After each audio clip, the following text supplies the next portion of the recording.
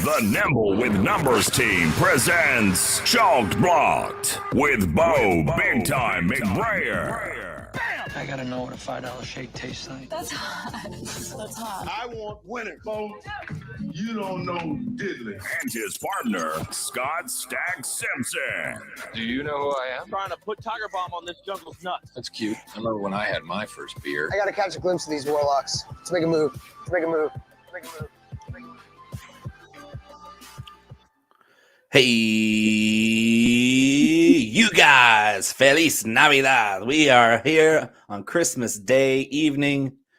It is Chalk Blocked, the world's sexiest DFS show for now. I'm Bo McBrayer, always brought to you alongside, except for last week.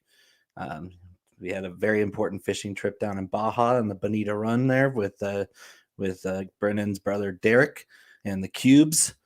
Nimble was on assignment. Bonita fish they're a trophy fish, so yeah, they're pretty big.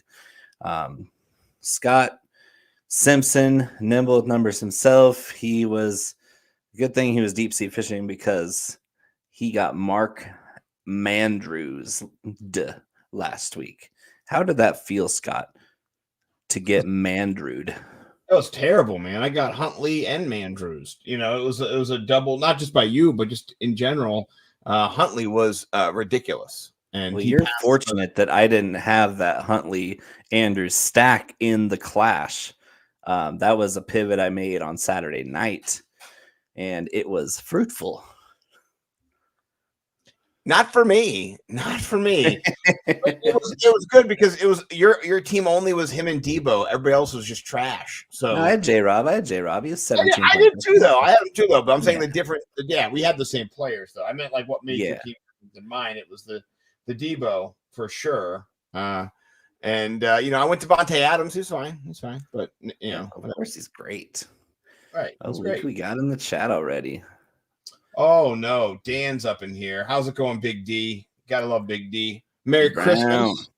Yeah. How's Christmas in Georgia?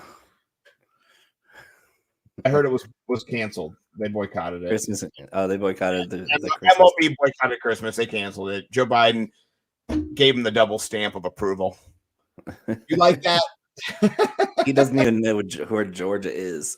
He doesn't know where anything is. That no. Poor guy. That guy, he's seen better days. He's just like, am I putting people in prison still? Yeah. Don't worry. All that legislation's still putting people in prison. But we're not here to talk about prison. We're talking about Christmas. How's your Christmas going, brother?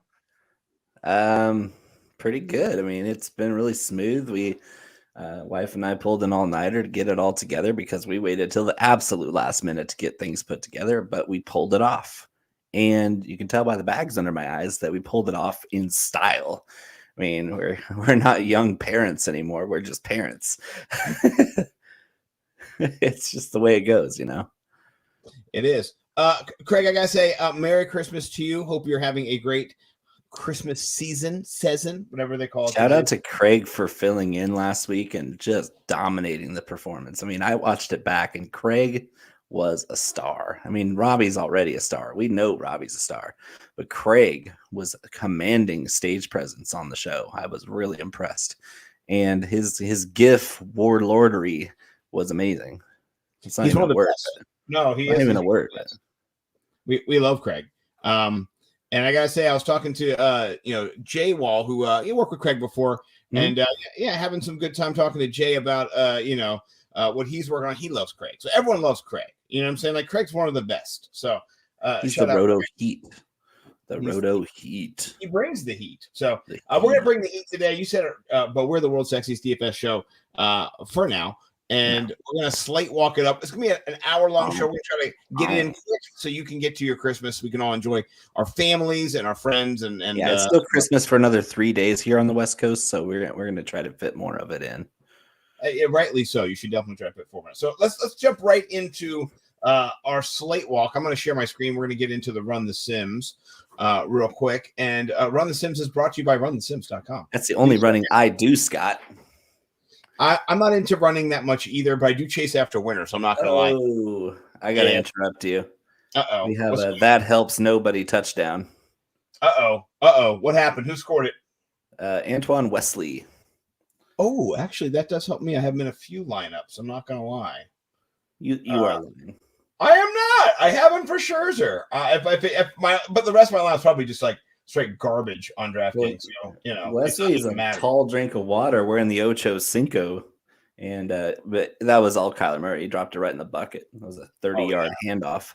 Yeah. Well, you know what? I'll pull up my DraftKings lineup to see how much I'm winning right now, and let it be known right now, this very second on the show. Prater made a kick. I'm winning $2.50. So don't spend it all in one place, gentlemen. I will not. Right now, I am in 4,755th place in the NFL 20K to first down. So what are you gonna do? I will be honest. I had one bullet for the Tuesdays or for the Saturday Christmas slate, and Antoine Wesley was not there. Yeah. What are you going to do? Well, what we're going to do is we're going to talk about the best plays this week. A little truncated version, only 11 games anyway. But we're going to go right down the slate walk, talk about each of these games, the best plays that we think are going to be maximizing, whether it's leverage that you want to get or upside or however you're attacking this slate. We'll talk GPP, a little bit of cash as well. So, Bo, where should we start? Just with the first game? Sort of run down the slate from stem to stern? Hey, as long as you got it on the main slate, locked and loaded, let's go in order, left to right. Top to bottom. Let's talk Buffalo. This matchup, it's interesting. I'm fading Josh Allen this week. Am I making a big mistake? Fading is a mistake. Limiting exposure is smart because, I mean, we're talking about a pretty narrow quarterback slate. So I wouldn't outright fade Josh Allen because he's still got one of the best ceilings out there. And if I'm being honest, I've been harping on this all week long. The Patriots are fraudulent. Their defense is completely overrated. It's the most overrated defense in the entire NFL. They're ranking 19th against the run. Devin Singletary has been hot. Last week was hot, very hot. Josh Allen, great runner of the football, great throw of the football. Cole Beasley and Gabe Davis being out doesn't really hurt them that much. They still have plenty of decent weapons. Stephon Diggs being one of them, one of the biggest ones in the whole league. And for all the praise we lump onto J.C. Jackson, he's a lot like Trayvon Diggs, where he's a lot more ball skills than coverage skills. He gets burned quite a bit. And he makes up for it with great closing speed, reaction time, and ball skills. But Stephon Diggs is going to annihilate J.C. Jackson. So unless Bill Belichick has this grand plan to double cover Stephon Diggs successfully without sacrificing coverage for everybody else, like the Dawson Knox guy, who's pretty damn good, and Isaiah McKenzie, who's one of my sleepers this week. Shout out week 17 last year. That was my only Isaiah McKenzie mention last year, and he scored 29 points. So be careful out there. If you're fading Josh Allen, be prepared to eat your crow because the dude's always capable of scoring 30 on any defense. I'll say this. I'm not fully fading. I'm fading the projected rostership. So if you look definitely. You can be on Josh Allen this week. It's not the end of the world. There's other guys here. It's like 5%. So actually that's not even terrible. You know what I mean? It actually might be a leverage point if he's only 5%. I might be a little bit above 5%, then I'll be overweight on him. Yeah, I was thinking he was going to be more around 10, 11%. So that would look like that was in the cards, but 5%, if that's the projected rate, I'm not against that at all. What do you think though about Emmanuel Sanders coming back off the injury list? He's 4K. Would you rather go McKenzie at 3, or are you taking a stab at Sanders? I mean, depending on where Stephon Diggs' rostership is looking at tomorrow morning, because I think it will shift again. I mean, a couple days ago, Josh Allen was trending at 13%. So, I mean, I think we'd rather take this down to the wire to figure out who's going to be your leverage receiver on that stack. I like McKenzie because I don't think anybody's going to be on him regardless. And then Emmanuel Sanders, that's an insanely good price, especially since Gabe Davis is out. Because Gabe Davis and Emmanuel Sanders, they're the same guy, just 10 years difference in age. Yeah. Gabe Davis, really explosive, but Emmanuel Sanders back in the day was just as explosive as Gabe Davis is now. It just kind of came down to Gabe Davis got the chance when E-Man went down, and he made it pay off. But unfortunately, he put himself before the team and got popped with COVID positive test with his buddy Cole Beasley, and neither one of them are vaccinated, so they got to sit out 2 games, which in fantasy football is a lot bigger of a deal than it is for real football, because missing 2 games when they're already pretty much locked into a pretty decent chance to make the playoffs, it's not going to kill the team to miss those 2 guys for 2 games. But for fantasy guys like you and me, Cole Beasley and Gabe Davis being out really sucks. Terrible news. I have a question for you. With you're running these stacks back. What's your favorite way to approach this game? Is it a skinny stack, which is just a one stacked quarterback, running back, wide receiver, whichever one you choose, or is it a game stack or a run back stack? Are you looking at anybody for New England in the running back position? They really hammered the Bills last time, just ran all over. Honestly, how does that look coming back? It's going to be an adjustment. Both teams will make adjustments for sure. Yeah, I think the Patriots can run the football on them, but everybody's hurt. Like Damian Harris is still questionable, has not been cleared to play. Brandon Bolden, same thing. Ramondre Stevenson already ruled out with a non-COVID illness. Yep. They're really hurting at the running back position. So yes, they have the offensive line and the scheme to run on Buffalo like they did last time in the windstorm. But it doesn't really pan out for the way the Patriots want to beat the Bills. The way they beat them last time was just ball control, field position, old school, grinded out football. Bill Belichick is the best in the game, best of all time at that exact style of football. And that's how you beat a team like the Bills who don't really run the ball that well. And if you can at least throttle down their passing attack, which the weather helped a ton last time, you can beat the Bills. But this game in neutral weather, I think Buffalo's going to hand it to them. I think Buffalo's going to run away with it. Ooh, I like that call. I'll do a skinny stack because there's a very high likelihood that it's an under game. And because both defenses are really good or decent, at least both of them are above average defenses. We've seen them both have chinks in their armor. We've seen them both dominate and shut teams out. It's just going to come down to what kind of game flow transpires. I do want to have some stacking in here with Buffalo receivers. I'm not really touching New England except for if Damian Harris is active, he's locked and loaded. That's a great value. If he's active, you're playing Damian Harris, and that's a huge leverage spot because there's a lot of high rostership running backs on this slate that are more expensive than Damian Harris with the same exact projection for me. Yeah. Now I like that call, and do pay attention to the I think 11 a.m. You'll get the actives come out for the NFL every day Sunday. So 11:30. Sorry, 11:30. Yeah, in that 11 o'clock window. Pay attention to that window. Pay attention. You got to get it in by 90 minutes before kickoff. Yeah. Let's jump over to a game that actually I like a little bit, and I think this game might go over this. But maybe I'm wrong. Maybe I think the defenses, don't show up, and you think they do. What do you think about the Detroit Lions led by Boyle? You're getting a Boyle. You're getting a Boyle situation here with Matt Ryan leading the Falcons still. So it's not great still. I mean, a lot of people are kind of looking to Boyle as kind of your really, really cheap quarterback play. I don't like that because he looked awful in this first game action when Goff was out. And it was a very contentious issue of whether it would be Boyle or the other B word quarterback in Detroit. Can't think of it now. He's not even in the Sims, so he doesn't count since he's not going to be playing. Well, he should, because if Boyle comes out cold and starts off slow, it's going to be the other guy. Somebody help me out. Not touched. You can't touch Boyle. No, I wouldn't touch him because if he comes out flat, they're going to pull the hook. They're going to give him the hook. And David Blough. Blough. I actually do like David Blough better than Boyle. And I actually predicted that Blough would get some run this season in the preseason. I predicted that he would get some run this season because of the ineffectiveness of Jared Goff. And well, now it's just injury related. So I'll take the chance that these teams are made for each other because they're both some of the weakest rosters top to bottom in the NFL facing each other. But if I'm being honest, Detroit's going to win this game. Yeah. Atlanta's depth chart in the spots where Detroit actually does do well in the trenches, it's a huge advantage for the Lions. The Lions have a massive trench advantage in this game, and they're going to run the football. Atlanta cannot stop the run.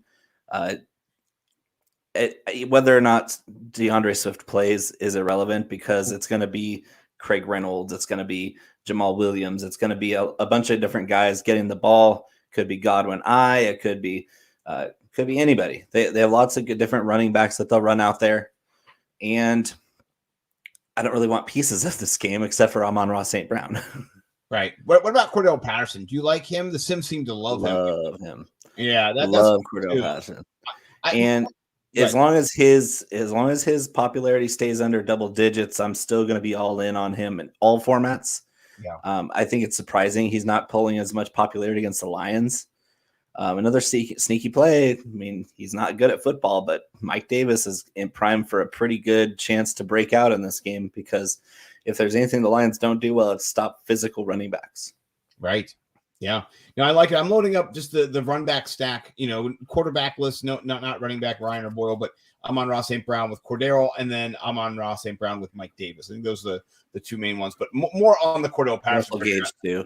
I will have some Russell Gage because he's just he's very inconsistent. Like, oh yeah, he's the steady PPR guy. Well, he's also thrown in some donuts along the way where you expect him to smash, and it makes me a little queasy. So if you want to take some dart throws on Russell Gage, I won't touch him in cash because I don't trust him to be consistent, even though he's that prototype. He's that Jamison Crowder type receiver. I like him in tournaments because he's not going to have a whole lot of popularity, but yeah, Russell Gage in a couple tournament spots, especially in that kind of, I can go like face-off receiver stack with him and St. Brown, or him and Pitts as a two offer without a quarterback, or him and Patterson. I like those little pieces because neither team has a very good defense at all. So there is a chance that they do put up some numbers. Yeah. And it looks like aside from Gage, Patterson, and Amon Ross St. Brown, nobody else is picking up any rostership. So if you are looking to be a crazy differentiator, you want to go Jamal Williams or something, God bless you. I will not be doing any of that, though. I'll be playing these top plays right here. Russell Gage, Cordell Patterson, Amon Ross St. Brown. That's for sure. And you can get really disgusting and play Brock Wright, too. Yeah, I threw up in my mouth. All right, let's talk about another disgusting game. It involves the New York Football Giants. Almost all of them terrible. This -10, though. Last time the New York Giants straight up beat Philly. So I know the New York Giants are terrible. They've got Jake Fromm or Mike Glennon. I'm not sure if there's been an official word yet, but not good. Either one of them. The neck, or I don't know what we're going to call Fromm. They'd be better off running Saquon in the Wildcat all game. Oh, my gosh. Yeah. So how do you think this game is going to unfold? Do you think the Giants score 10 points in this matchup? Yeah, they'll score 10. Not much more, though. I think Philly blows them out. Philly might run for 300 yards in this game just because the way that they're playing right now is pretty impressive. I'm impressed with the adjustments in season that Nick Sirianni and Shane Steichen have made for this offense. Wouldn't you know that the team plays better when you cater the offense around the skill levels of your players and not the other way around? Yeah. You have Miles Sanders, Kenny Gainwell, Jordan Howard. You have all these capable NFL running backs on the depth chart. Boston Scott. You have a mobile quarterback who's big and strong and fast and has a strong arm, can make any throw. Not always accurate, but they're actually making this offense work for Jalen Hurts, and he's dominating. So Jalen Hurts is bar none the best DFS quarterback on this slate. I don't really care about chalk on quarterback this week. I'm going to eat the chalk on quarterback because I like the matchup that much. The Giants defense is trash. I'm with you 100%, brother. And I think what you look at with Hurts is 10 out of 13 weeks he's played, he's had over 16 fantasy points, double digits, and all those. And then 8 of those he's had 20 or more. So, I mean, 19, 20 to 30 to 38, 37, something like that. You want those scores from your quarterback, and consistency is the key for him. And he's been consistent. His rushing touchdowns give him that edge. He's got 10 of them. That's 5 more or 3 more than Ryan Tannehill, I think. So he's got the lead. What's crazy is I haven't heard a lot of this, but I brought it up in my article on Friday. I brought it up in the Clash article today. But isn't it eerie how similar Jalen Hurts and Josh Allen are? I mean, really. Yeah, that's a really good way of perspective to what's the big difference other than Josh Allen has a guy named Stephon Diggs on his team, and he's got a coaching staff that's very established and very popular. Brian Daboll's an amazing offensive coordinator. Josh Allen's got himself set up, but Jalen Hurts and Josh Allen are like clones. Like, I can't, like, if you just say, hey, turn him into an androgynous quarterback with they're basically the same size. They're both very athletic. They both have strong arms. They're both really smart, and they can both make all the throws. I don't see the difference between these two players other than Josh Allen has more career starts under his belt. Yeah, I agree with you. I would say Josh Allen, like you said, has had a team around him that's kind of better management of his development so by far. Yeah, we'll put it that way. Running these stacks, right? I got a couple stacks here. I built a Kadarius Toney. Are you playing him? He's limited this week, but I mean, when he's been on the field, if he plays, he's a great leverage spot. Yeah, but I don't know. You're not sure, right? It comes down to whether or not he is going to be a full go. So that's another one of those game time, pay attention decisions. A lot of them, guys. So many this week. Here's a question for you. If you don't do that, right? Let's say are you going to just run him with Goddard? Are you going to run him with Sanders? How are you going to approach this? Goddard's his only tight end. So it's like he's his like wide receiver one as well. I mean, I don't see myself. And that's been that way all season, though. I mean, there was some flashes for Devontae Smith, so I'll have some Devontae Smith because really the Giants don't have anybody. I mean, Bradbury's not an athletic match for Devontae Smith. We saw Smith put him basically in a spin cycle last time they played. It was just Hurts couldn't find him. Like that was back before they were really just pounding the rock. And now it's all RPO play action. It's really tough to cover, especially with all the athletes the Eagles have on the field on offense. Yeah. The Giants have no answers for this offense. So I'll have pieces. I'll be heavier on the Goddard stack, but I'll have pieces of Smith, I'll have pieces of Sanders. And I think that's about it. I don't think I'll go any deeper than that for this game. Yeah. It hurts me too, but I mean, the kid is straight as an arrow. Coach's son, he said it earlier this week. He doesn't mind getting yelled at because his dad was his coach in high school in Texas. And if you're a high school quarterback in Texas and your dad's the coach, you're going to get used to getting yelled at. You're going to get chewed out a lot. So yeah, Syria. When Hurts turned the ball over twice in the first quarter on Tuesday, Sirianni got up in his face, and then Hurts just dominated the rest of the game. Yeah, I have a question for you at the running back position. Saquon, you touching him at all at 65? I mean, what if they do just turn around and give him the ball 25 times, right? Well, that's the thing is that Philly doesn't get out to a big giant lead. Like if this game stays close for most of the first half or into the third quarter, Saquon's going to have himself a day because the Eagles defense is terrible too.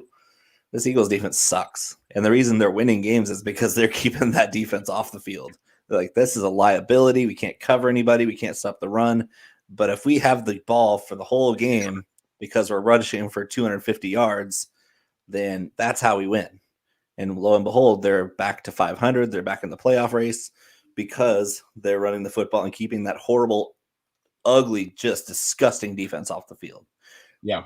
I'm going to run a stack back, right? I'm going to put Hurts and we'll go Devonta Smith. And then I will put in Saquon just for shits and giggles. I'll put it in 2%. So we'll see how that goes, right? Get a little run back action there as we jump around. All right, let's jump to a game that, Houston cannot catch a break. The Washington football team had like 20 people on the COVID list. They were like, reschedule the game, send in the troops, right? And then when Houston has their whole team on COVID list, they're just like, serves you right, Esterby, you jerk, right? So I don't know. It's hard to say that there's somebody less likable than Dan Snyder, but it's probably Jack Easterby and Cal McNair. I don't understand. They're like, Houston's going to burn. Let's just be fair. Jack and Cal are definitely not they don't have as much monetary leverage on the NFL as Dan Snyder does. Very true. There's a reason why Dan Snyder's investigation is at a crawling pace. Well, the stories coming out about that investigation is that he allegedly was road blocking it, and so nothing's happened. He was straight up threatening witnesses, so they're legally obligated to give a deposition because they've been subpoenaed, and he's threatening to like all kinds of stuff to if they give something that they legally have to do or they go to jail.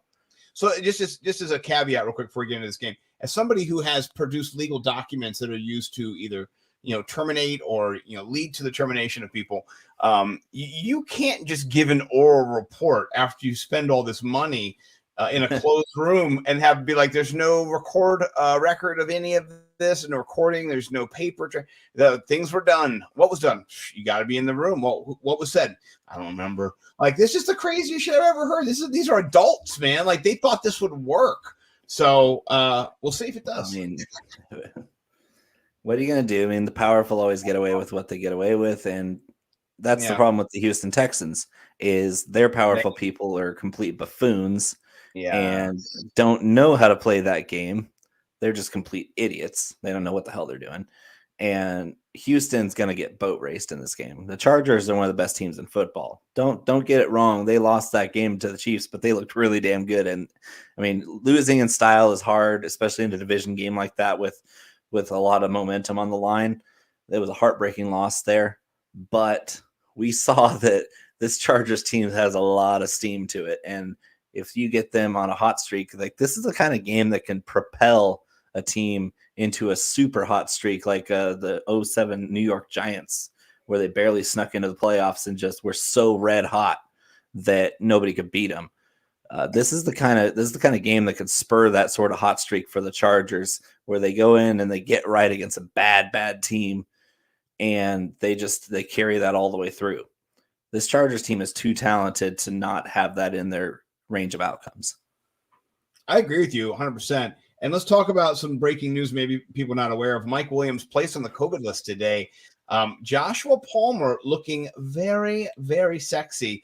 Yeah, I tweeted sarcastically because as soon as Mike Williams news hit, every single fantasy analyst on Twitter was like, hey, did you know that Joshua Palmer is a pretty good pickup and waiver ad and trade target, and start him in your flex, start him over Terry McLaurin, start Josh Palmer over everybody because he's in for Mike Williams. And I was like, for $1 million. And I tweeted out, hey, why is nobody talking about Joshua Palmer right now? And it went over everybody's head. They're like, actually, I just saw like 15. I don't be the bearer of bad news, but I saw it on Twitter. Lots of people are talking about Joshua Palmer. Where are you been? Well, Smokey the cat. Hashtag cat. Smokey the cat. No, Bo, pick two. Jacobs, JJ, or Ronald Jones. I'll give you one. I'm going Ronald Jones off the break. How about you? No. Yeah, Ronald Jones would be my third out of those three. I would go in that order. I would go Jacobs, Jackson, then Jones. I was going to ask you, are you a believer in Justin Jackson this week at 4,200? He's mega chalky at 25% roster. Yeah, and he should be chalky. He should be chalky because 4,200 at a running back position where that's going to get a lot of volume. He's a really capable receiver. He's very elusive. The only problem with Justin Jackson throughout his whole 4-year career has been health. And this has been his healthiest year to date. And he's got plenty of talent. He's miles ahead of Larry Roundtree and Joshua Kelly on the step chart. There's a reason why he's getting the boatload of the work right after Eckler is ruled out, because he's better. These other two guys are just bad. Like, they're just not good players. They're just journeyman. They're future journeyman pros, practice squad guys. I don't see much in the way of talent for either Roundtree or Kelly. But Justin Jackson's always had talent. He's just never been able to stay on the field. This year, he's staying on the field pretty well, and we're starting to see that explosiveness that had him as a pretty high pick out of San Diego State. Yeah, I'm with you on this. I have a question for you about this whole situation. Are you putting anybody in from the Texans? And Nico Collins, he's at like 11% rostered. Anybody else on that side, or are you just going to go Onslaught? Onslaught, baby. Onslaught! I've got one with Keenan Allen, Justin Jackson, and then I've got another one down here with Justin Jackson and our guy, Joshua Palmer. So I like that one too. I think that one's the running back. Who's going to be running the ball for the Texans? Yeah, we're not sure right now. We can go back and look and see their depth chart though on the player pool. That's a good little thing to do. I love this tool, by the way. The Chargers aren't that good against running backs, so I mean they could be something you look at. There could be a run back. So at the running back position, I know that also tight end Brevin Jordan too. Yeah, did not practice on Friday. I knew that. So Sexy Rexy, maybe Royce Freeman makes an appearance again. If Rex Burkhead plays, he gets hurt. I'll just put it that way. If he plays a full game, he will get hurt. He's the only guy I'll see getting 20 very high quality touches and turned into 8 points. Oh my God! I do like Brevin Jordan. He's been a touchdown, or bust guy last couple weeks he's played, but he's gotten 3 touchdowns the last 4 weeks, so that's good. The Chargers do not cover tight ends. They don't even try to. They opt out. Yeah. Well, look what Kelsey did. That was why I had Kelsey in my captain spot. All my lineups, Kelsey. I was like, Kelsey is going to be wide open all game. And if you listen to Mic'd Up, if you follow Mic'd Up on Instagram, he went to Andy Reid at the end of the fourth quarter when they went to overtime, and he's like, every single time I'm crossing the field, I'm wide bleeping open. And sure enough, he threw it over the middle of the field and Kelsey made a couple nice cuts, broke the angles, and scored the walk-off. Gone. Well, look at this. 190 yards for Travis Kelsey. Here's the GIF. Not the GIF. Here's the cheap stack lineup run back. You can get $2,500 Brevin Jordan, $4,200 Justin Jackson, $3,300 Joshua Palmer, and then you pay up for Justin Herbert. But that's still going to leave you. I mean, you're looking at 17,000 that you've used. That's not a lot of money. You've got 33 left to build. You put Cooper Kupp in there. You can put seems a bit excessive to go that heavy though. It is, but if you think that if you're going to do any run back, it's Brevin Jordan, right? And then if you're going to do any stack that's a cheap stack, you're going to put Palmer in there because you want to get the value on his 3,300. So I'm just but they're both going to be really chucky. So if I was doing a stack, I would pick one of the two between Palmer and Jackson and throw Keenan Allen in there. Keenan Allen's going to have a massive game. Oh, Keenan Allen's going to be the nuts. I've got Keenan Allen's going to have over 20 targets in this game. I already made one. 20. In there. Yeah, he was in the very first one. So just here he is. There we go. He's the very first one. Yeah, that's the sexy one. That's the first one. I just wanted to show you we had the pay down. So, all right, we've been playing here for a bit. Let's go to the next game. This game had such potential before, and we got the Huntley. Oh, man, such a shitter. Does this still have potential, Scott? I'm not letting this one die. Whose value though takes the biggest hit besides Mark Andrews? Not counting him. Is it a run back option on the Bengals? I'm not thinking about the who's not going to be benefiting. I'm going to think about who is going to benefit from this move, and it's Latavius Murray. Latavius Murray, I like that play. Yeah, I mean they're going to have to run Latavius Murray in this. And the Bengals don't stop the run. I mean they're a great pass rushing unit. They have good corners. They stop the pass pretty well. That's not what the Ravens do anyway. The reason the Ravens lost this first matchup is because they gave up 200 yards to Jamar Chase.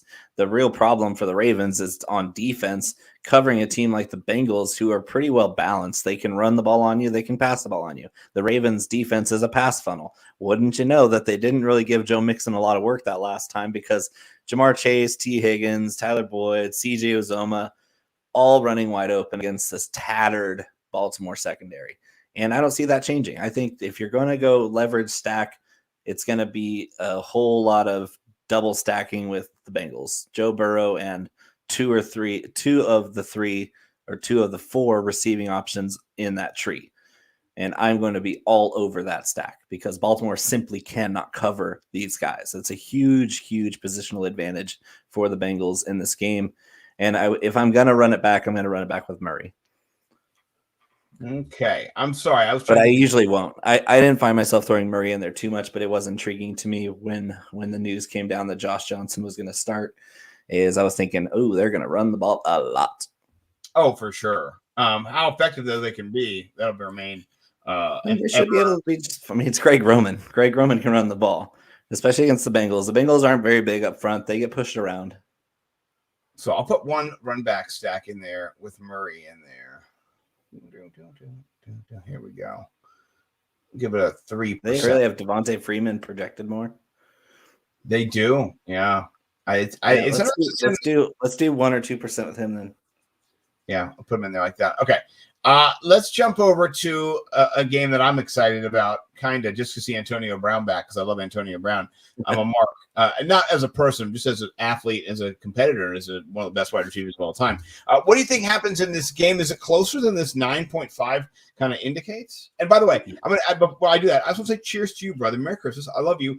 I'm drinking. I already chugged my own entire glass of eggnog, so. Motherfucker. I'm drinking a Rock Island 21-year-old blended malt whiskey. It is of age. It's as legal. So did that whiskey buy itself for you? Yes, this whiskey bought itself for me in the form of my wife got me a really good whiskeycompany.com Advent selection that gave me 25 different tastes of different scotches, mostly in the UK, a couple of American. Isn't that fun? It was so cool. I've got one more left. The next one's a 29-year-old, but I'm waiting for after the show when I'm putting in my winning lineups for this week. So, but I know, Scott, that one might be too old for you. I do like them a little young. So let's talk about this. Are you kind kind of avoiding Tom Brady? Is he kind of, with the concentration of targets where it's going to be, is that going to hinder him? Is that going to kind of phase Tom Brady out? He's only getting 8% rostered right now. What's going to hinder Tom Brady is the Carolina pass defense is pretty damn good. Like we're like, oh yeah, Carolina's not winning games. It's like, well, it's not because their defense sucks. It's because Cam Newton sucks. Cam Newton sucks, yeah. Arnold will be in there this week too a little bit, so watch out for that. We're hearing so many different stories from that camp where Matt Rule is going full Matt Nagy here and saying, hey, we're going to start Cam Newton, so he's going to be listed 1 on the depth chart. But after that, Sam Darnold might come in and ruin it even worse. It's just what a mess. Carolina's defense doesn't deserve this bullshit. Matt Rule prides himself on being a defensive coach, a rah coach. He's turned so many different programs around. Too bad David Gettleman pre-fucked this roster 3 years ago. So you're looking at a really messy situation where Carolina has to play good defense, and the Bucks don't really match up well with the Panthers. They don't.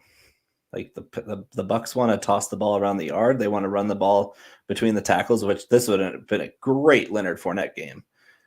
But I'm not confident in Ronald Jones, and I don't think Bruce Arians is confident in Ronald Jones. Keyshawn Vaughn is not that good either. So it's going to be on Tom Brady's shoulders, and this might be the game where you might want to leverage Carolina defense. I mean, that's a nice little play there because there's not a soul alive that thinks the Carolina defense is good enough to stop Tom Brady, but this would be the time with his 2 best receivers out. I like it. It just makes sense on the common sense meter. What about Ronald Jones at 24% rostership? That doesn't make a lot of sense to me. I'm not touching that with a 10-foot pole. Yeah, talk to me about that. If he misses one blocking assignment, he's going to be on the bench. We've seen it every single time. At any chance Bruce Arians has to bench Ronald Jones, he is going to do it. Well, I think Tom Brady will also be involved in that as well because it'll be Tom Brady's pass that'll be on the grass that'll be upset about it. I'm putting all of my basket of eggs and my next basket into Antonio Brown at 4,900. That's ridiculous. I mean, his base projection in the Sims is just 22 points, right? That's nice. It's nice. So nice. And then that's the chalk you don't block, guys. Right. Not 2 guys of chalk right here. Ronald Jones, you block that chalk, and then the Antonio Brown chalk you eat. That's just how it goes. And then I'm going to take the chalk in cash at least. The only reason I wouldn't play Antonio Brown is if I come down to building a lineup and I'm not seeing a whole lot of upside there. I think Antonio Brown has a really safe floor. I don't think he has a very high ceiling.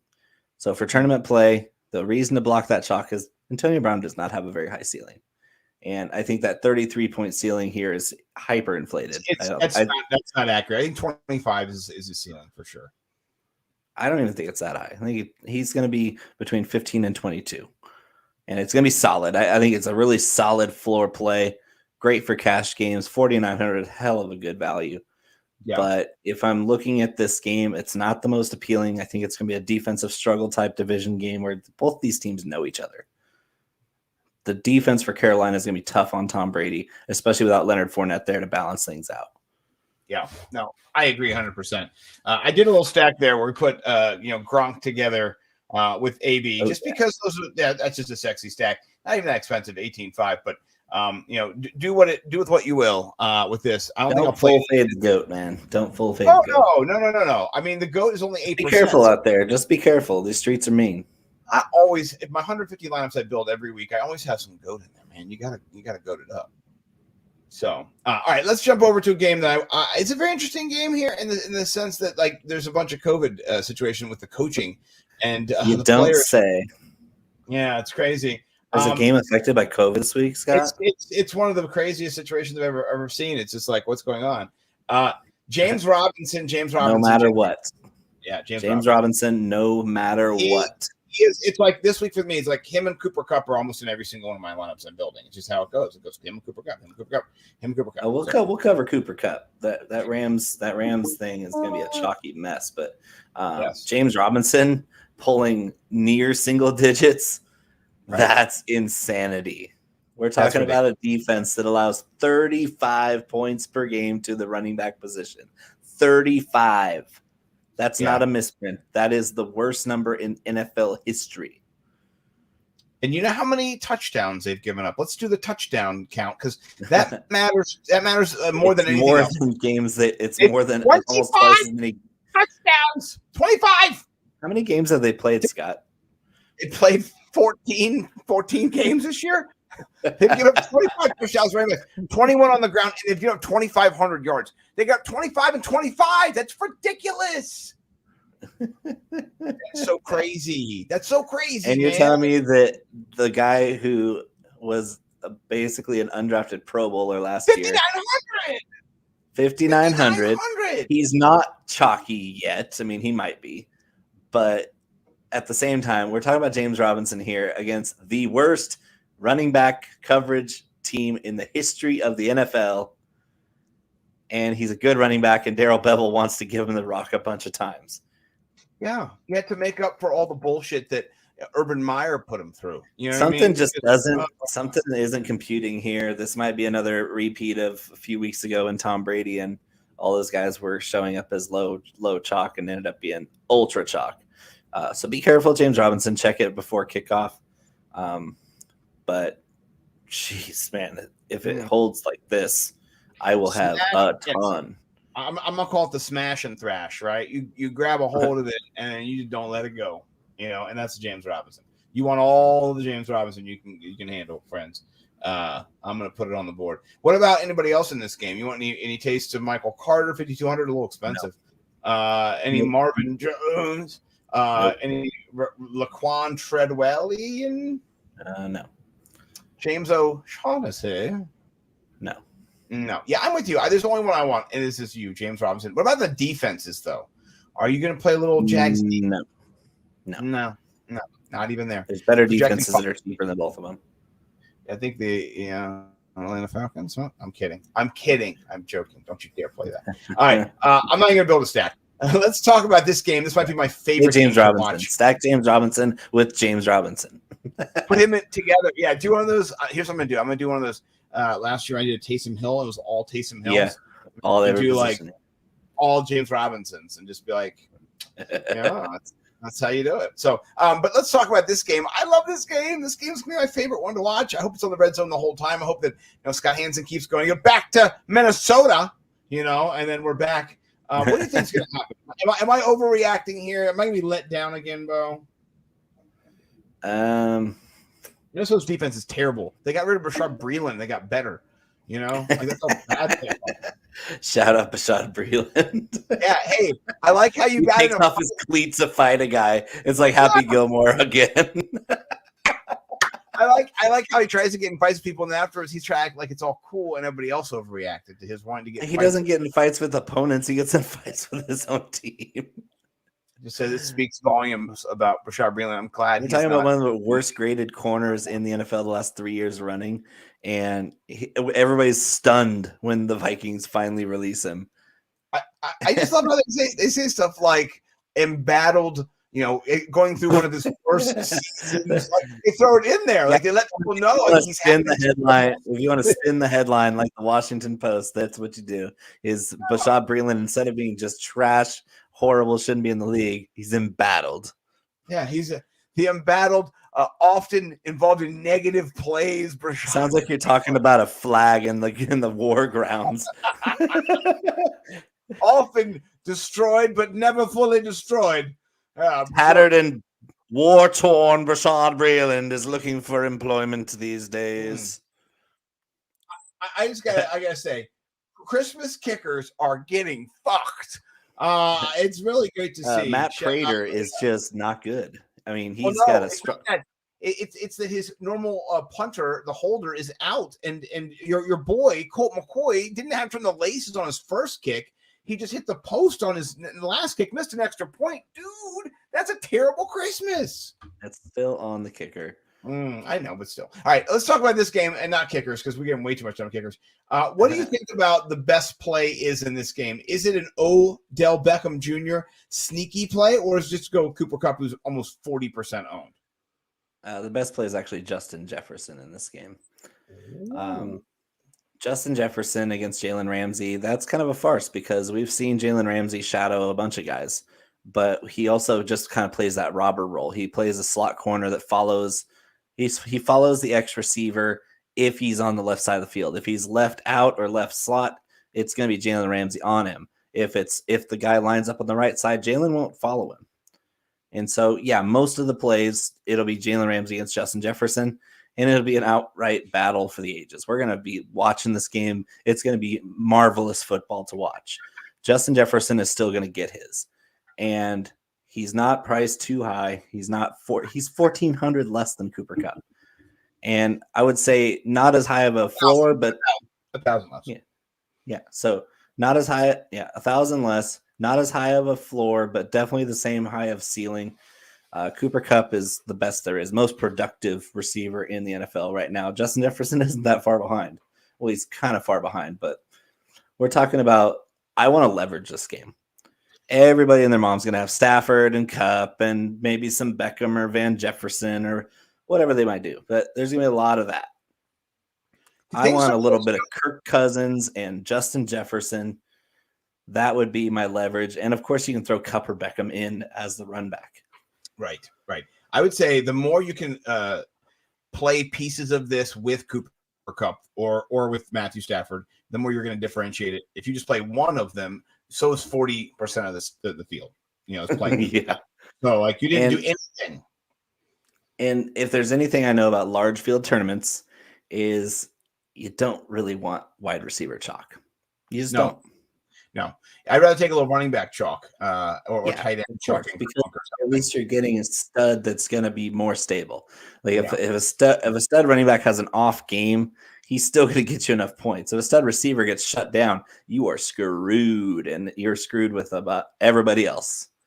Yeah. So I think Odell Beckham is a great leverage spot here. So if I go Cousins, Jefferson, running back with Beckham, or Jefferson, like Jefferson to Jefferson with the Kirk Cousins in there, that might be the one I like the most. I like that one too. I'm gonna put the Odell Beckham in there too as well.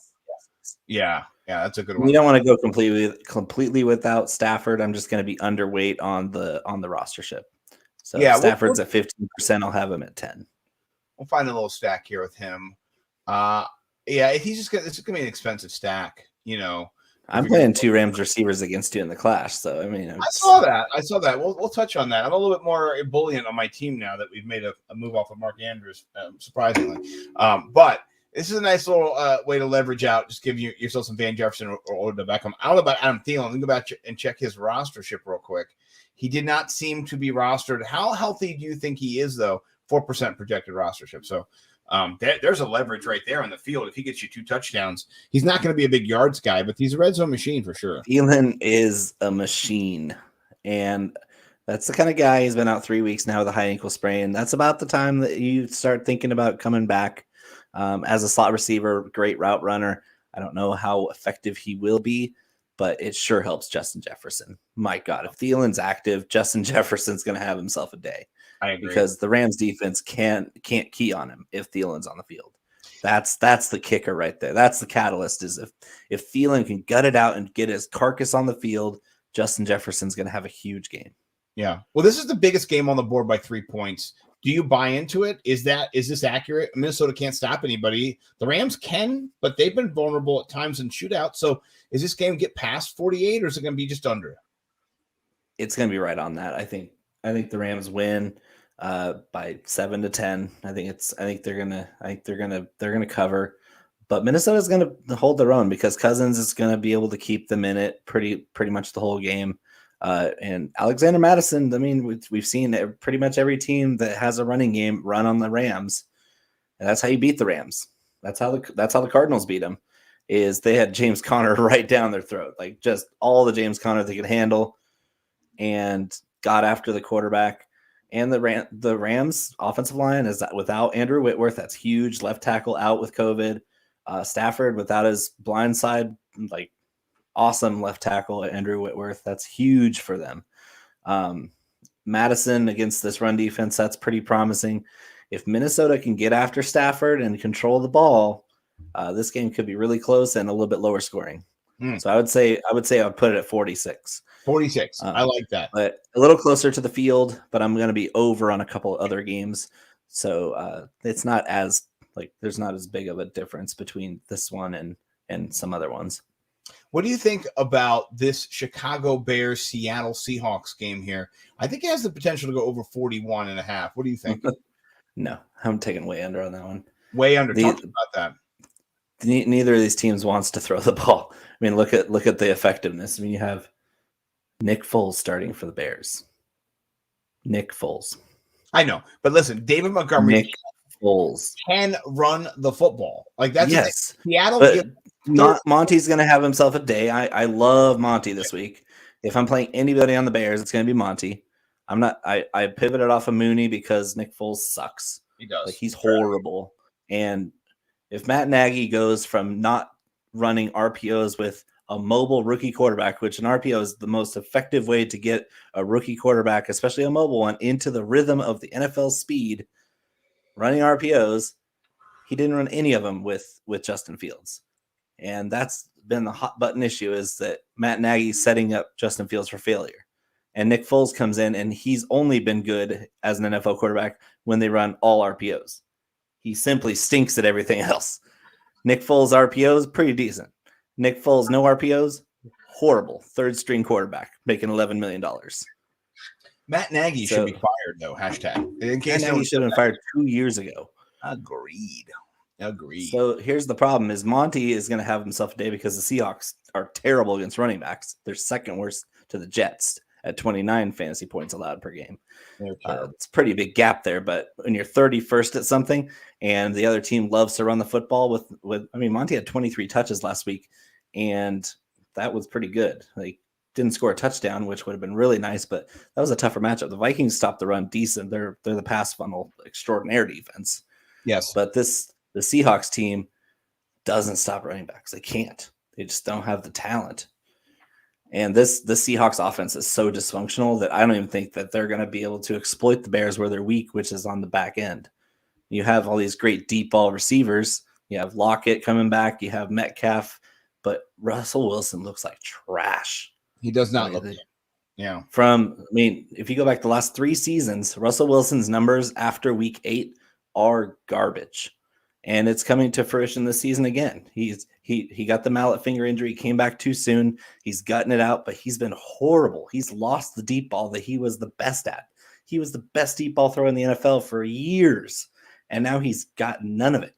He missed DK Metcalf on that double move by 20 yards, underthrew him by 20 yards. That's the difference between a pass breakup for Ramsey, who got roasted on the play, and an easy wide open touchdown. Terrible. It's inexcusable. And I think the Seahawks are just out of it. And the Bears are out of it. So this game is going to be like 20-17, cloud of dust. You're going to see a lot of running game on both sides. Seahawks taking shots, both teams turning the ball over a bunch. It's going to be a gross game for me. I do like running back David Montgomery with Tyler Lockett because he is the best player on their team right now. Even though he's coming off the COVID list. The word on the street is he's been back in practice. He's been fine. He's looking great. Just ready to go. So I like that as a run back if you're going to game stack this, but that's about it. That's I did put a couple Seahawk I trust. Yeah, no, completely.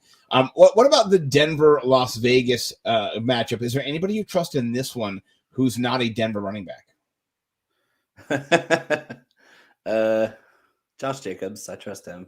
Yeah. Hunter Renfrow, I really trust him. Always, yes. Hunter Renfrow's picking up very low rostership this week. Oh my gosh. I wrote about it. It's my mid-value This play. is a massive leverage play because Hunter Renfrow is not an outside receiver that the Broncos have been pretty good at stopping. He's a slot receiver, and he's one of the best route runners in the game, and he's always open, and Derek Carr loves to throw to him. And especially with no Darren Waller still, we're still looking at Renfrow as that short yardage. His nickname is Third and Renfrow, for God's sake. Goodness gracious, people. Come on. In a PPR format like DraftKings, 6,800 is not going to scare me off of Hunter Renfrow. 4% projected rostership is a crime. That's ridiculous. That's crazy. But shut your mouth. Shut your mouth. And don't, Craig, I'm gonna have about 25 to 30% exposure to Hunter Renfrow. I'm gonna do that right now. I'm gonna change all my lineups to have that exposure. Let's build. Which one of these Denver running backs do you like if you want to put a little run back action in there? Because I do want to put one in. You want to build them both? We could build them both. No, I mean, and when it comes to health, they've both been pretty dinged up, but the healthier one has been Javonte Williams, and he's been the more effective runner. They have the same numbers, same amount of touches, but I mean, just look at Javonte Williams leads the NFL in broken tackles. Yes. Is that not the most amazing rookie season where you're like, you watch every time he carries the ball, he's dragging 3 guys behind him. And it's not like he has a lot of help. His offensive line isn't that good, but he's just plowing through these NFL tacklers. And a lot of people are worried. It was like, oh, he's not going to be facing ACC defenses this year like he did at North Carolina. Well, the NFL guys aren't tackling him either. No, they're not. They're not. If he can get some goal work, with Melvin Gordon still a little bit more dinged up than Javonte, I think they're going to start trickling from 55-45 to 60-40, maybe 65-35 in favor of Javonte. Finally, now that they're really not in the playoff hunt, they want to know what the kid's got. Yeah, they do. I think they should taper the usage towards the youngster that they plan on keeping. Well, because they got him for 3 more years under the contract. So this is a perfect opportunity to not overuse him, but give him a little bit more leash, introduce him to more pass protection schemes, more passing routes. He's capable of doing all of it. He's shown that he's a really good NFL running back. So I love doing just a straight up Javonte and Hunter Renfrow stack. That's plenty for me in this game. 3% rostership / ownership. So that's sexy. People want to do. They split it between him and Melvin Gordon. It should probably be 6 to 7%. Him, 2%. Fine with me. Yeah, either one's fine. Right. You can play either one. I'm not going to say don't play Melvin Gordon because they've been pretty much identical all season. But before you go on to this last game, I do want to mention that Derek Carr is a pretty decent play this week. Oh, 5.5800 is nice. Not bad. And nobody has Derek Carr. He's the second leading passer in the NFL right now. Come on, guys. He's a 300-yard bonus waiting to happen. I love that call. Excellent. We'll put a little stack together real quick with him in it. I put one without him in it, but I'll put one with him in it, and then I'll run it back with Williams, and we'll just put 2% in there. Nice. And there we go, 3%. All right, last game before we run these Sims, my friend, and we've got some good news. Good news of great joy in the land from Kansas City's perspective, at least. We have some players returning.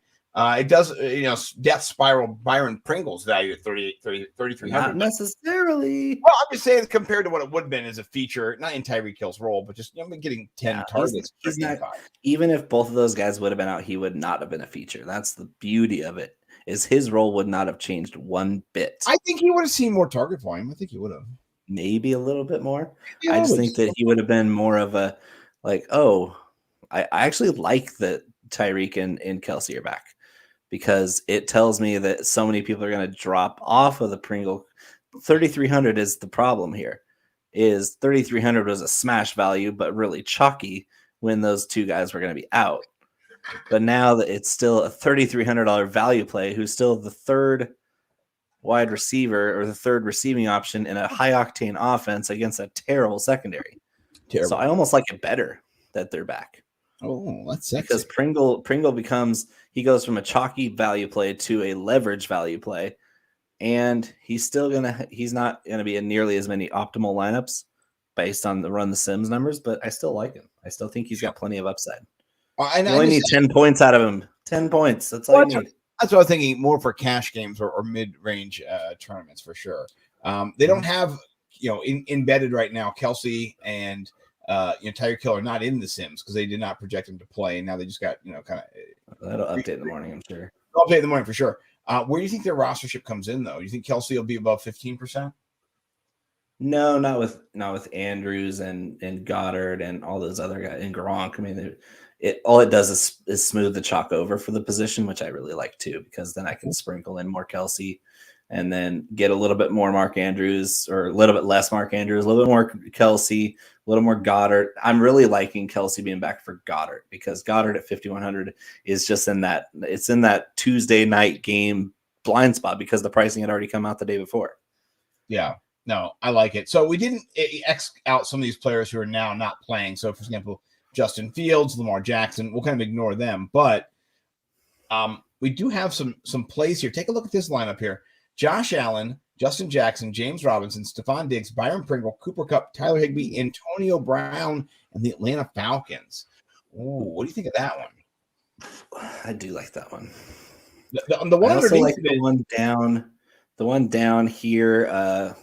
The first so the second Stafford lineup, it's the Jalen Hurts lineup after the second Stafford.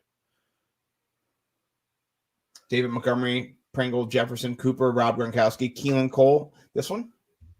Seahawks D, or is it the Darrell Williams? That's the one, yeah. Yeah. Darrell Williams, James Robinson, Justin Jefferson, Cooper Kupp. Yeah, I want to spend up on those two receivers. Dawson Knox is a nice little sleepy play for that double stack, or Buffalo, just throwing a Buffalo piece in there. Quez Watkins, sleepy little deep ball guy there. I like that. Yeah. No, there's some sexy plays in here. All right, we're at an hour. I know you want to get out of here. Let's try to get us out in like 10 minutes. Let's go to our Occupy Fantasy. We're going to jump into the lineup builder, build ourselves a winner. So let me go to the DraftKings Main. This is brought to you by Occupy Fantasy. Brian Jester, Millie Maker Winners, baby. I love it. He created this. Good. And he's good. He's good. He knows what he's doing. You know what I'm saying? He's got a little something going on. So I do also have our DraftKings up here. I already ready to roll here. So let's talk about where we want to roll and how we want to approach this build. Where do we want to start at quarterback? Because that's just going to dictate everything else that we do in this matchup. I mean, I think we're in cahoots with Jalen Hurts, are we not? Yes, we're in huge cahoots with Jalen Hurts. We could put him, and right now, would you like to put Dallas Goedert in there just as well? Yeah, that's the next thing I was going to say was that I'm all over this stack because the Giants are trash. I mean, how many times do I have to write it in my articles in different floral ways? Like I have to change the floral arrangement for how I use adjectives to describe the New York Giants as a franchise and as a football club. They're terrible. Just in every way, the Giants are a dumpster fire, and I am going to attack that all day long. Yes. I put James Robinson in just because it's going to happen anyway. Where's the other? These are our core players. These are our core players that are both all over. Yeah, definitely. Who do you want to pair him up with in this backfield situation? The chalk doesn't really matter. I think I'm going to fade Madison at this 6,800 compared to some of these other places. Yeah. I would say either Monty or Cordero. I like Cordero just for upside. It's only 9% too. Now it might mean we can't get one of our wide receivers. Monty might be the let's see. Let's just go with Monty to start with because I like the value. It's cheap. It's cheap. 15% is not that much. No, it's not. All right, let's check out our wide receivers next.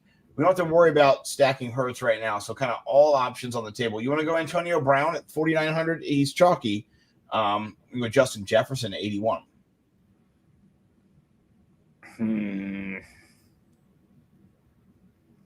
Jefferson. What do you think?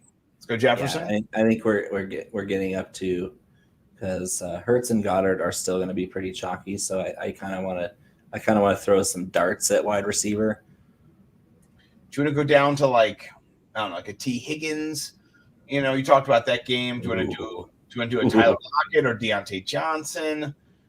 T Higgins, baby. T Higgins. He hasn't done me wrong yet this year. No. All right. So right now we've got about 40 listening. If you ever watch this show, we love you. You've made us some good money this season and last season. You're a boss. We love you, T Higgins. Shout out T Higgins. Mike Collins loves you particularly. Where do you want to go here? You want to go Bears D 2,500? Do you like that? That's the one I've been playing for spend down. Yeah. I've also spent down even further on a couple, or not further. I've gone up a little bit, but yeah, the Bears with the Monty stack. That's been the one. You saw it in the clash. It's kind of the direction I'm going because I don't trust the Seattle offense. Yeah. Well, now here's the deal. We've got 10-1 left, so $10,100 left. We could go $7K on somebody and then leave $3K to go Isaiah McKenzie or somebody of that stature who is going to be $3K. Or we could do more value plays on Russell Gage or somebody who it could be a run back. I'm on Ross St. Brown. How do you want to approach this flex situation here? You put Justin Jefferson in here, whatever we want to do. It's open. So which one's in the late window? Because I want some late window games for the flex. Is Buffalo playing in the late window or early? Let's go check and see. I think they are. So the late window is just 3 games. Buffalo's the first. Now you got KC if you want to put Pringle in there as a leverage. Yeah, that's what I'm thinking is Pringle in the flex, and that way we can spend up a little bit at the wide receiver. Gonna put it in our wide receiver, but 2% leverage. Yeah, I'm gonna do this and then put him in my flex. It's not letting me put it in the flex. That's fine. Who cares? He's in the wide receiver area. Now let's go to just our flex. Get rid of Pringle. Okay, and then we're gonna sort it based on price, so you can see right where we can jump in, and then our bidding starts here. Oh, Renfro. I'm sorry, Patterson. It's fate. Is it? It's Renfro. Like he gives us such salary relief too at the 4%. We've got no money left. He's late window too, so it actually helps us to have him more expensive in the flex spot. So here's our late window. We've got one, and then Byron Pringle's late window too. So we've got 2 late window guys, which I like. That's helpful. So let's put this together here. Let's build it. Jalen Hurts.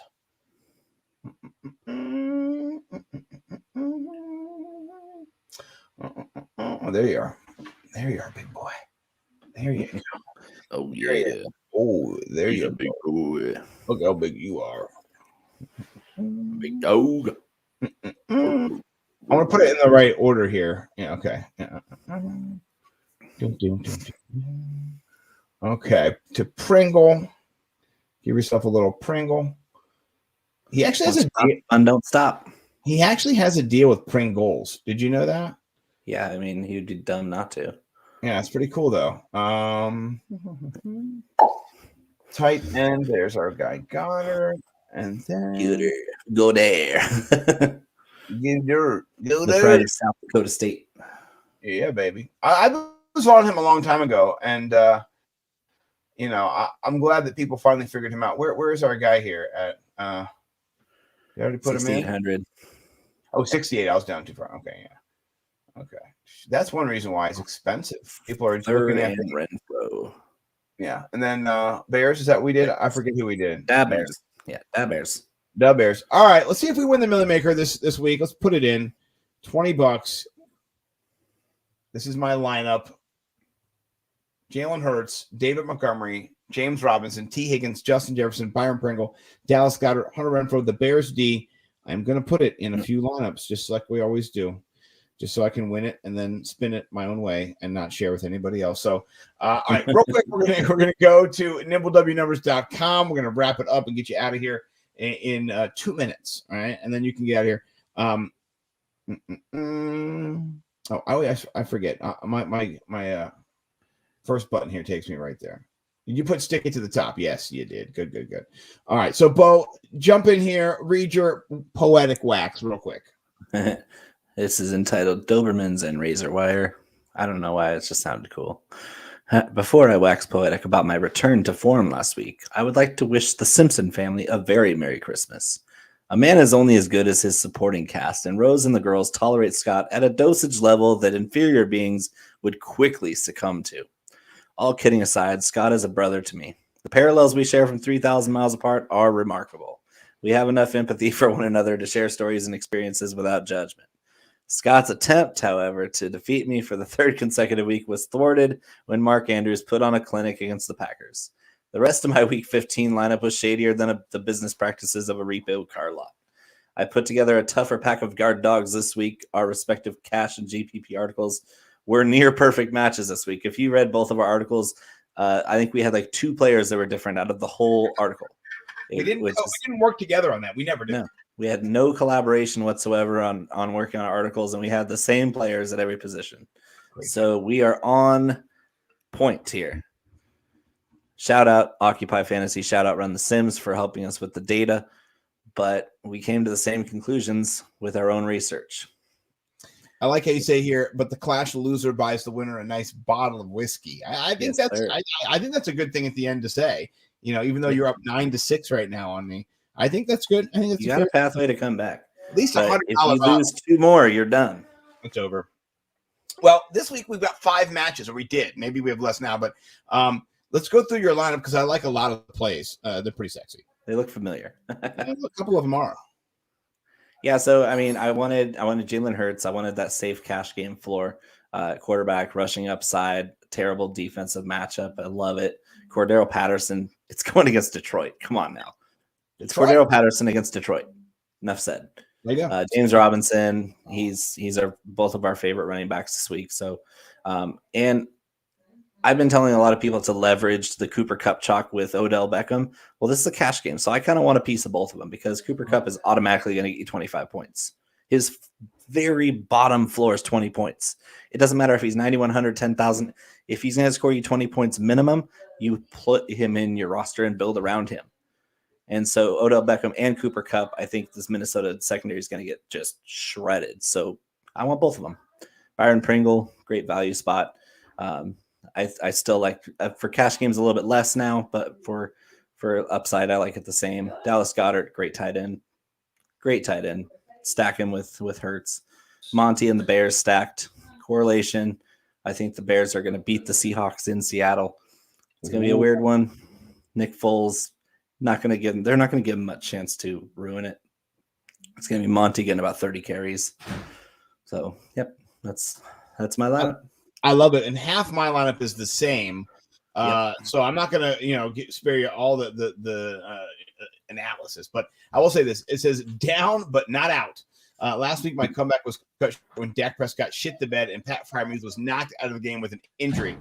Bo ended my short-lived 2-game winning streak before it ever got going. This week I am down but not out. I've assembled a Week 16 team that I'm confident will be able to take Bo down. Our lineups are eerily similar, and I went through all the players that were rostering there the same. Jalen Hurts, David Montgomery, James Robinson, Cooper Kupp, Byron Pringle. All right. Now, I talked about Odell Beckham and Keenan Allen and then Mark Andrews. I did shift away from Mark Andrews with the news of Huntley being out. So a lot of the plays you've seen from us, but the Keenan Allen play, I went double stacked too. So I've got Keenan Allen double stacked with, and it's not going to be Cameron Brate or Mark Andrews. Let me actually, I didn't adjust the website yet, but it's going to be instead, it's going to be Josh Palmer running it back and then with Gronk. So I've got a little differentiated lineup than you do. Where do you put the line at this game being? Do you think it's a smash for you? Are you a 5-point favorite? So, Am I a 3-point favorite? I think if Cordero Patterson scores 20, I win. If Cordell Patterson doesn't score 20, you win, because that's the tipping point. Is I think our teams are really similar up into the point where Keenan Allen and Cooper Kupp are obviously your strong point there. We have the same running backs. Cordero Patterson's the different guy that I have in skill positions from you. So if Cordero goes off, I got this in the bag. If Cordero doesn't go off, you got it in the bag. So I won't set a line, but I'll say that the tipping point is entirely Cordero Patterson. I love it. I think it's a great call. Here's Bo's article, Hot Cash from the King of Spice. Please check it out over at nibblewnumbers.com. And he's just got play after play. We've talked about a lot of them, but Justin Herbert, Stafford, Hurts, just Burrow. I love that play as well. Patterson is in there. So there's a bunch of great plays. Robinson, Montgomery. Take advantage of this. It's all free, And then we do have a Patreon right now. I'm about to set the lineups for the rest of the year. Basically, it's going to be free. So jump in there, get some plays, and just have some fun with us. We appreciate it. Bo, Merry Christmas, man. I love you. Tell Christina, your lovely wife, tell Ads, your lovely lady, that I wish them a Merry Christmas from me and my family. Love you guys. We're about to have a karaoke party, so let's fire up. Yeah, crush your brother. Karaoke machine for Christmas, so we're gonna fire it up and sing our hearts out. I love it. Well, you can find me at nimblewnumbers.com. Like we said, find me over at nimblewnumbers on Twitter. And this is Bo_McBigtime. He is the man. I got to pull him down here so I can pull his page up here. There he is, looking all sexy. He crushes it with me. He crushes it over at Ball Blast, IBT.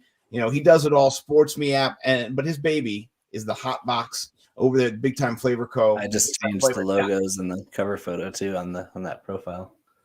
Ooh, let's go back and see the sexiness here. This makes my mouth water and my pants move at the same time. So I gotta say, this looks really meaty. Yeah, baby. I think it moved. It moved, Jerry. It moved. So, well, I love you, man. I cannot wait to see how we crush it tomorrow and for the rest of the year. I do need to come back and beat you because 9-7 is way better than 10-6, man. I can't come back after that. So.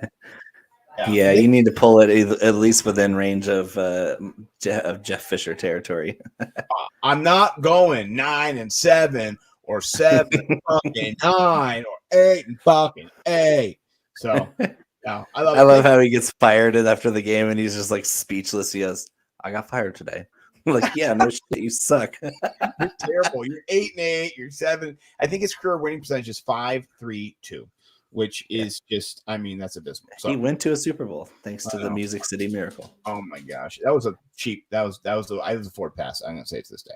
But anyway, thank you to everybody who watched. Thank you to Craig who jumped in there. Everybody else who's in there as well. Dan, appreciate you all. Have a great rest of your Christmas and a happy New Year. Merry Christmas, everyone. We'll figure out, Dre. Dre. I don't know what we're gonna do next week with this, Bo. How it's gonna work out. For New Year's, we'll talk. We'll figure out the day and how the New Year's Day will work and all that kind of stuff. So we can do a countdown like we did last year, but it was on a different day of the week last year, so it was a little bit different. So, all right, love you guys. We'll see you next time. Peace.